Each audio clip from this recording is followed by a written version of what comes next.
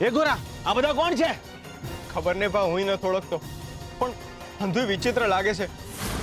મને રાજમહેલમાં બોલાવ્યો છે, હું જઈને આવું. હાલો.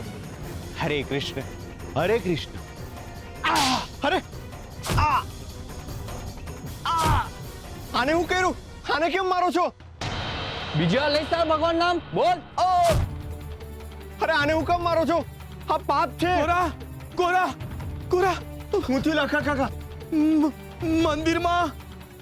મંદિર? મંદિરમાં હું?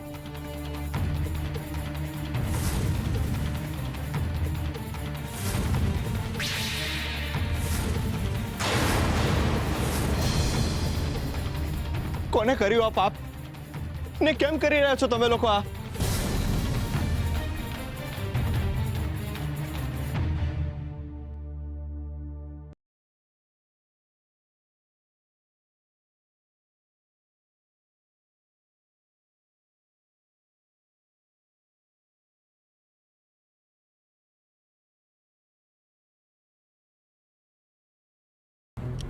હા, તો આ છે ભગત ગોરા. હા સાહેબ સરકાર, આ જ છે ગોરા ભગત, માધવપુરનો સત્તાધિકારી. એનું ચાલે છે માધવપુરમાં. એને પકડો, મારો એને. એય! તું મને હુકમ કરે છે? મૂર્ખ છે તું. તું શું મને પણ મૂર્ખ બનાવવા માંગે છે? હા, આ બાળક એની સત્તા ચલાવે છે એમ? અને તું મને આનાથી ડરાવી રહ્યો હતો? આ જો, આનું શરીર, આનો બાંધો ખાલી મૂછ ફૂટવાથી કોઈ પુરુષ નથી બની જતું. એના માટે મારા જેવું સામર્થ્ય હોવું જોઈએ. આ સામાન્ય ને દુબળો બાળક શું સત્તા ચલાવી શકવાનો હતો?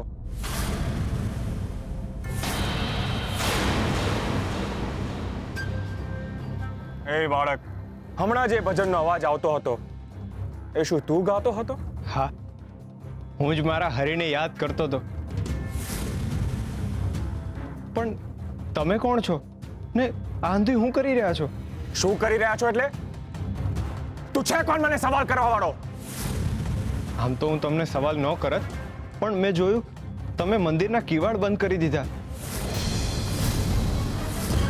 ને અટાણે પરોઢ થઈ ગઈ છે ને આરતીનો સમય થઈ ગયો છે, તો ગામના લોકો આરતી કેમ નહીં કરશે? આરતી એ હવે કાયમ માટે ઓલવાઈ જશે. કહી દે માધવપુરના લોકોને કે હવેથી સવારે મંદિરે નહીં પણ રાજમહેલમાં આવવાનું રહેશે. અને મારી સામે એટલે કે વિશ્વજીત સરકાર સામે એમનું શીશ, એમનું મસ્તક, એમનું માથું નમાવાનું છે. એટલે તમે અહીંયા રાજમહેલમાં નવું કૃષ્ણ મંદિર બનાવડાવો છો? અબુદ્ધ બાળક, તું સાચે જ બાળક છે. બેટા, હું અહીંયા કોઈ મંદિર નથી બનાવી રહ્યો, પણ આ રાજમહેલને જ મંદિરમાં ફેરવી રહ્યો છું. એટલે તમે અહીંયા કૃષ્ણ મૂર્તિ સ્થાપિત કરશો? ના, હવેથી આ મંદિરમાં તમારા કૃષ્ણ નહીં આવે. આજથી અબકડીથી માધવપુરના ભગવાન બદલાઈ ગયા છે. તમારા નવા ભગવાન છે વિશ્વજીત સાહેબ સરકાર.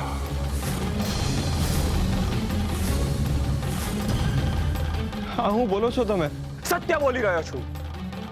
હું જ તમારો ભગવાન છું, સાચો ભગવાન. ભગવાન એ હોય છે જેની પાસે સત્તા હોય છે, અને જે સર્વશક્તિમાન હોય છે એને જ ઈશ્વરનું પદ મળે. અને તમારા માધવપુરમાં હું જ સર્વશક્તિમાન છું. આજથી તમારા માધવપુર પર મારો કબજો છે, અને માધવપુરનો સત્તાધિકારી હું છું. સમજો? હું એટલે વિશ્વજીત સાહેબ સરકાર, તમારા માધવપુરનો નવો ભગવાન, સર્વશક્તિમાન, સર્વેશ્વર અને પરમેશ્વર. હવેથી પૂજા થશે તો ફક્ત ને ફક્ત મારી થશે. ભજન ગાવા હોય તો માત્ર ને માત્ર મારા જ ગાવાના. વિશ્વ વિજેતા સાહેબ સરકાર, વિશ્વજીત, સમગ્ર લોકોનો ભાગ્ય વિધાતા, સર્વના જીવનનો માલિક, હું જ સાહેબ અને મારી જ સરકાર. મારું સામ્રાજ્ય અને મારી સત્તા, અને હું જ ભગવાન. અને હું ભગવાન એટલે બીજું કોઈ પૂજનીય નહીં. કારણ કે એક જ્ઞાનમાં બે તલવાર ક્યારેય નથી હોતી. અને જે કોઈ કૃષ્ણ ભક્તિ કરશે એને મારી શક્તિ સામે નમવું પડશે. એટલે મારા સામ્રાજ્યમાં આજથી કૃષ્ણ ભક્તિ વર્જિત છે. હવે બધા જ મારી સત્તા સામે નમશે. ના કોઈ કૃષ્ણ ભજન કરશે, ના કોઈ કૃષ્ણ સ્મરણ કરશે.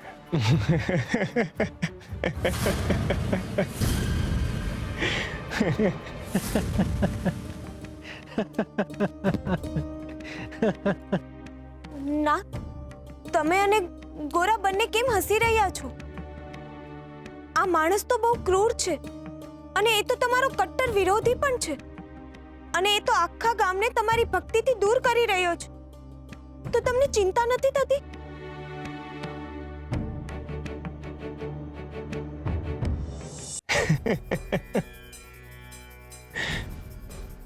હા તો અશક્ય છે સાહેબ સરકાર. એટલું જ અશક્ય છે જેટલું સૂર્યનો ઉદય ન થવું. સત્તા શબ્દની ઉત્પત્તિ જ હરિએ કરી છે. ને હરિ વિના તો શ્વાસ થંભી જાય. તો પછી એને નકારવા વાળા આપણે કોણ? ને આ માધવપુર ગામ તો કૃષ્ણના નામથી જ ચાલે છે. હરિભક્તિ તો અહીંયાના લોકોનો પ્રાણવાયુ છે. હરિ વગર તો આ ગામની હવા નથી પડતી. તમે મંદિરના કિવાડ બંધ કરી શકો, પણ મનના કિવાડ કેવી રીતના બંધ કરશો? કારણ કે હરિ તો મનમાં વસેલા છે. એમને કેમ ના દૂર કરશો? પળમાં દૂર કરી નાખીશ. અત્યાર સુધી મંદિરની નિર્જીવ મૂર્તિ જોઈને તમે લોકોએ હરિને મનમાં ઠસાવ્યા હતા. પણ હવે એકવાર મને જોશે ને એટલે બહુ જ સરળતાથી મને મૂર્તિની જગ્યા આપી દેશે લોકો. આવતીકાલથી જ એ મંદિરની મૂર્તિની જગ્યાએ મારી મૂર્તિ લાગશે. અને એ જોઈને બધા લોકો ધીમે ધીમે મને ભગવાન માનવા લાગશે. હું બોલી રહ્યો છો, આ વાક્ય તમને શોભતું નથી. હું ઈશ્વર છું. મને શોભે કે ના શોભે, સર્વની શોભા હું જ છું. આ કળિયુગ છે બાળક. અહીંયા જે દેખાય છે ને એ જ વેચાય છે. અને દેખાઉં છું માત્ર ને માત્ર હું, વિશ્વજીત સરકાર. શું તમે કૃષ્ણને જોઈ શકો છો? ના, પણ તમે મને જોઈ શકો છો. જરૂર પડશે તો મદદ કરવા તમારો કૃષ્ણ નહીં આવે, પણ હું અને મારી સેના આવીશું.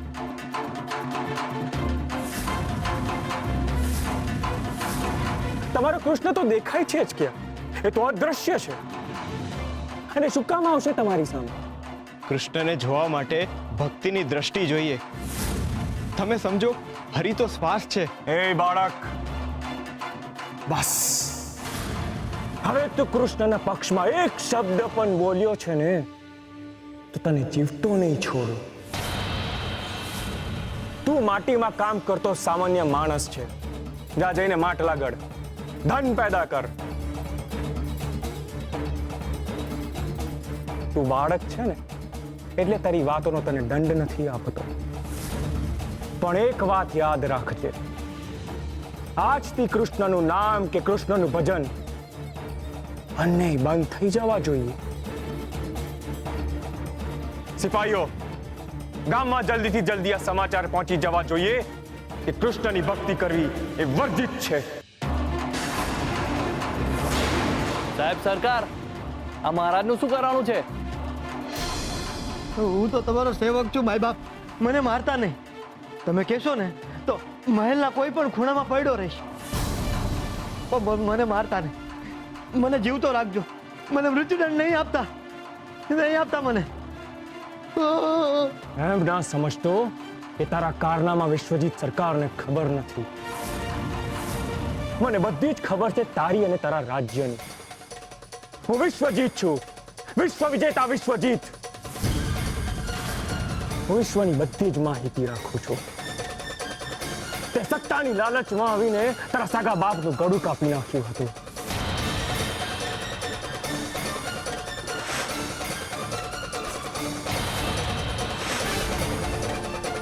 ના ના ના, એવું કાંઈ નથી.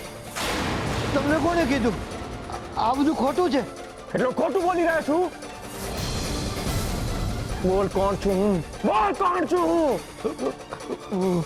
વિશ્વજીત સાહેબ સરકાર.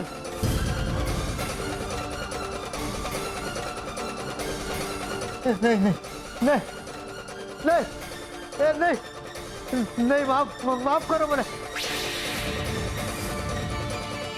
તારા શબ્દોને અવાજ હું દાબી દઈશ.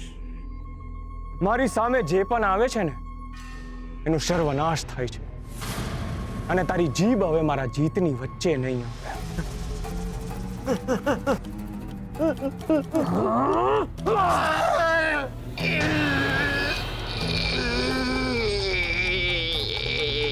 શું કર્યું તમે? એ જેની સાથે થવું જોઈતું હતું. આ સ્વાર્થી રાજાની સત્તાનો દુરુપયોગ કર્યો છે, એની સત્તાનું અપમાન કર્યું છે. સત્તાનું અપમાન કર્યા સિવાય એને બીજું કંઈ જ નથી કર્યું. એની સાથે તો આવું જ થવું જોઈએ. તરફડવા દો એને.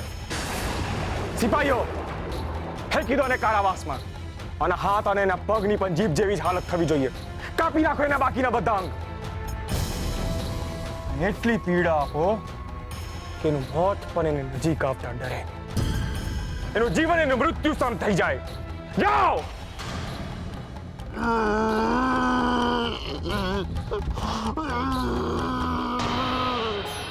હરે કૃષ્ણ, હરે કૃષ્ણ.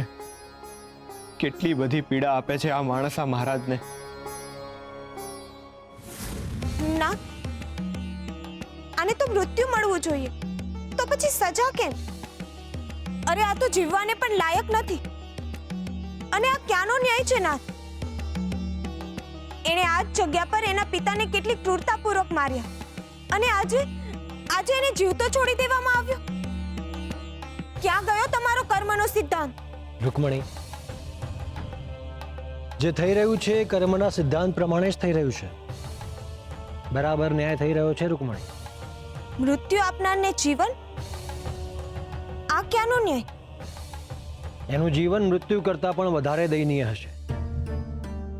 એણે એટલી પીડામાંથી પસાર થવું પડશે કે પોતે જ પોતાના મૃત્યુને ઝંખશે. પરંતુ એણે જે કર્મ કર્યા છે એના ફળ ભોગવ્યા વિના તો એને મૃત્યુની શાંતિ પણ નહીં મળે. જીવનભર એણે કરેલા નાનામાં નાના દરેકે દરેક પાપનો હિસાબ એણે હવે ચૂકવવો પડશે. તમને યાદ છે રૂકમણી, એણે ગંગાને કેટલી પીડા આપી છે, ગોરાને કેટલી તકલીફ આપી છે. એ બધાનો જવાબ એણે હવે આપવો પડશે. બીજાના જીવનને બગાડનાર મનુષ્યનું જીવન આટલી જલ્દી સમાપ્ત નથી થતું રૂકમણી. એણે જીવવું પડશે. એણે કરેલા કર્મોનું ફળ ભોગવવા, એના દુઃખ ભોગવવા એણે જીવવું પડશે. એને તો એના પાપનું ફળ મળી જશે પ્રભુ, પરંતુ એમાં આખા માધવપુર ગામનો શું વાંક? એ લોકોનું શું થશે? માધવપુર ગામનું એ જ થશે જે ગોરા ઈચ્છશે.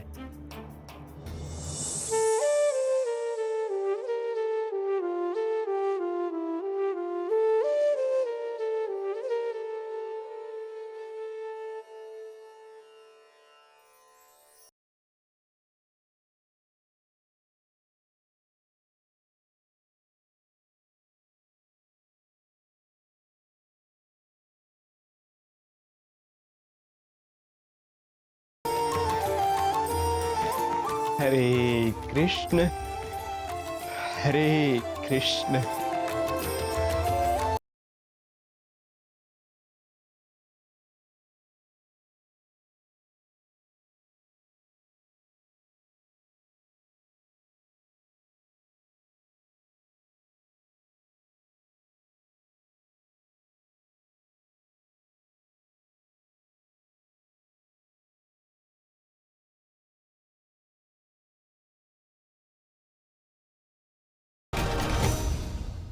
ભાઈબંધ, હા સાહેબ સરકારની બુદ્ધિને શું થયું છે?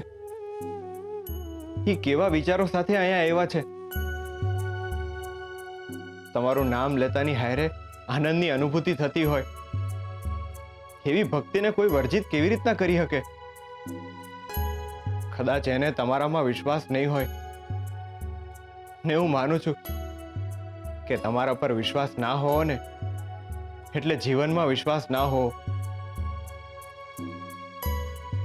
પણ કોઈને તમારા પર વિશ્વાસ નહીં હોય ને તો એમાં એના જ કર્મોનું ફળ હશે.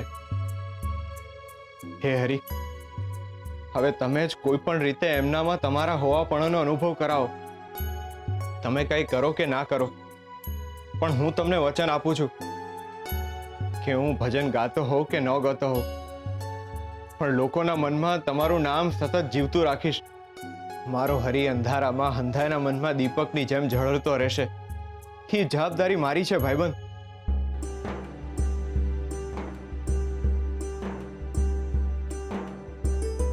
પણ કરુણતા એ છે કે અંધારું જ સૂરજને અવગણે છે.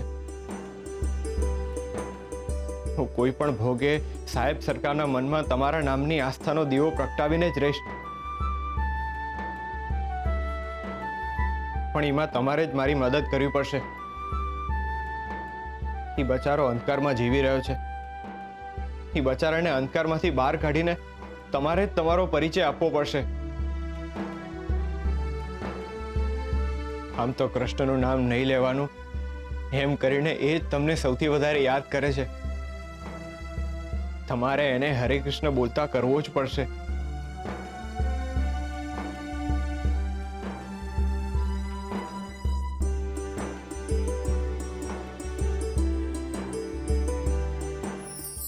જવાબદારી. આ સંસારની સંપૂર્ણ જવાબદારી ઈશ્વરની છે. સમયસર વરસાદ આવે, જમીનમાંથી ભાત ભાતના અન્ન અને વનસ્પતિ ઉત્પન્ન થાય, સૂર્ય ઉગે અને સૂર્ય આથમે. આવી કેટલી ઘટનાઓ છે જે ઘટનાઓ જો ન બને તો આ સૃષ્ટિ નાશ પામે, જીવન અસંભવ બની જાય.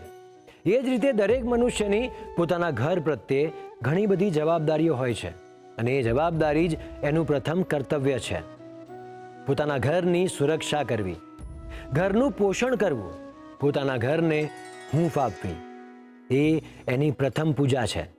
જે મનુષ્ય ઘર મૂકીને મંદિરે જાય છે એ મનુષ્ય ક્યારેય ઈશ્વરને પામી નથી શકતો, કારણ કે ઘર એ જ સાચું મંદિર છે અને પરિવારને પ્રેમ એ જ સાચી પૂજા છે.